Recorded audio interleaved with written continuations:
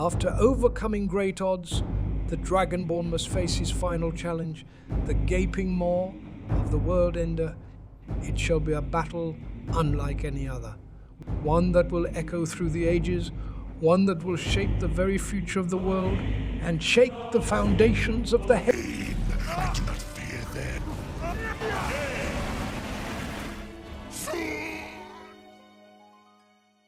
Hey there, friends. Good to see you again.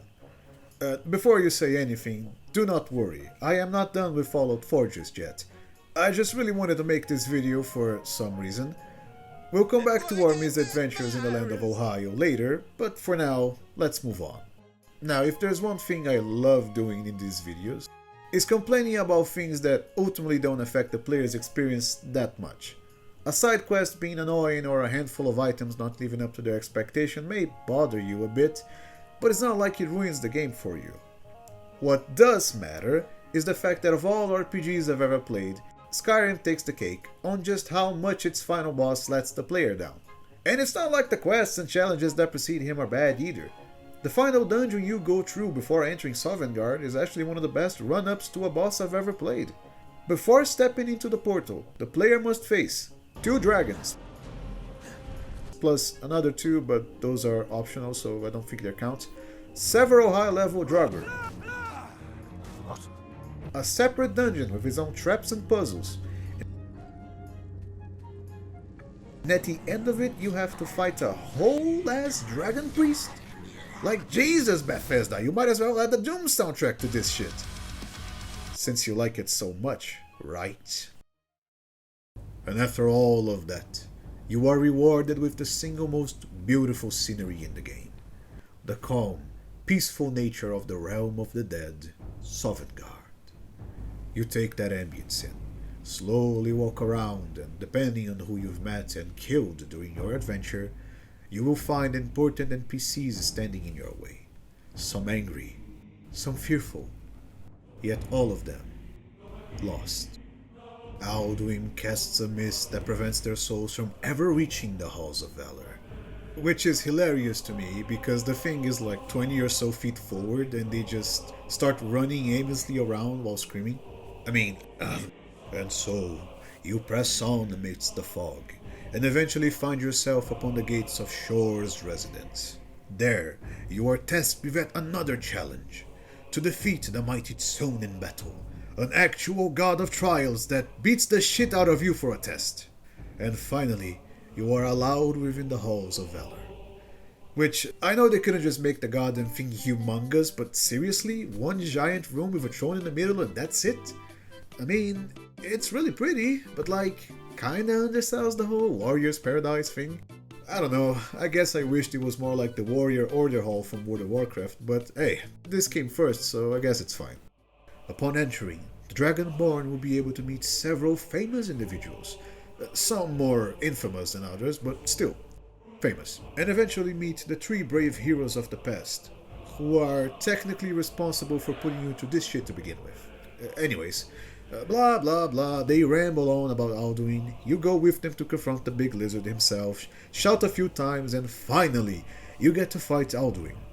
And, well, I didn't want to use the same joke twice, but just to make sure you get the point here. Fight back! Fight back! And it just doesn't make any sense to me. They were on such a good pace up until now. The ambience, the music, the trials and tribulations you come across to even get here in the first place.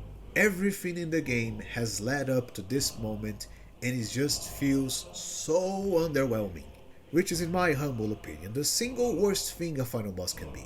It is one thing for a final boss to be easy compared to other enemies and challenges in the game.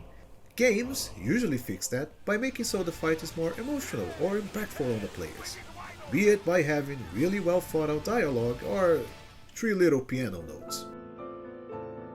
The point is, they don't suck. They may be easy, especially if you've done them before, but still, they don't suck. All Alduin is just, oh fuck it, run the clip again, I mean, come on! Tinha que ser o Chaves mesmo. Foi sem querer querendo. Pois tome o toco. Foi sem querer querendo. He's supposed to be the strongest of his kind, the firstborn of Akatosh, literally capable of destroying the world by himself. And thought, forgive me, Bethesda, you fools! You decided for some reason to make him do the same thing as almost any other dragon in the game. And I'm not even gonna mention that sin against nature that is the meteor shout he uses. I don't think that thing killed me once in 11 years. Which is even more insulting when you remember that at the top of the throne of the world, you fought him the exact same way. Except this time it's even easier, because the 3 idiots you bring along help distract him, so sometimes he doesn't even attack you properly. Listen, RPGs have earned the fame for just how much their endgames rely on power creep.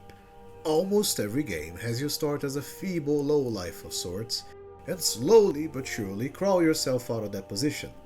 Until you inevitably reach the point of no return, where your character finds out about some unspecified ancient prophecy that ultimately leads the main character to go on a merry journey to kill God himself and change the fate of the world or some other emotional shit.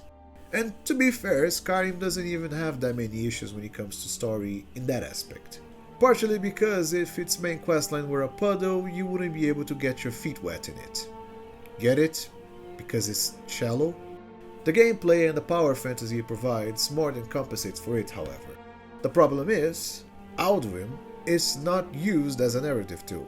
He isn't there to move the plot forward in any meaningful way. He's the big bad guy, and you know he's the big bad guy from the very first time you hear his name. But he only really interacts with you twice before the final fight. And even then, during said interactions, he barely does anything of notice. He revives a dragon, then dips, then proceeds to never do that again in the story. If at the final fight he revived like 2 dragons to aid him, so that he's not stuck in a 1v4 against the one guy that's literally prophesied to kill him, the whole fight would have felt way more challenging and enjoyable. Oh, Murray, but dragons don't go to Sovngarde when they die, so it wouldn't make sense.